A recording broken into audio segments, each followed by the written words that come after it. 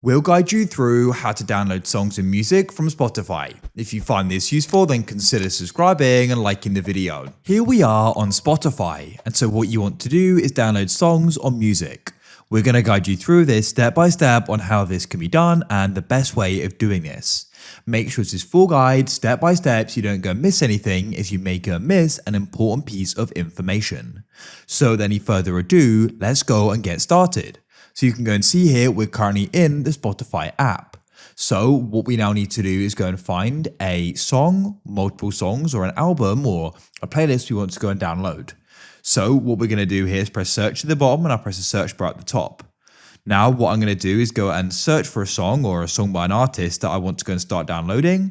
Whether you want to go and download just this one or multiple, it doesn't matter. Once you go and find one of them, press the three dots to the right and you can press add to playlists. And what I like to do is just make a dedicated playlist for this. So I could name this favorites. Then we'll go and press create. We don't added it and we can start going and adding more as well. So you can also go and find other people's playlists you want to do this with or entire albums as well. Now what you want to do is come into the playlist or album you want to do it with.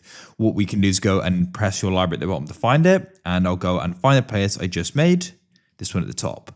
So now to go and download it, if you go and look just above the track list, above the add there, you've got an arrow and a circle pointing down. So you can go and press that and it will then go and start downloading the playlist.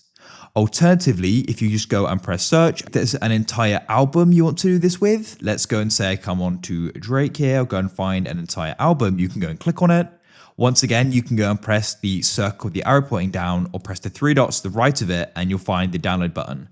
And you can tap that there, and then they'll go and start downloading, as you can see. If they've got the green arrow, that means they're downloaded. So you can go and listen to them offline, which is really convenient. And you can go and find it. If you press your library at the bottom, you can go and see that there. So it's that simple.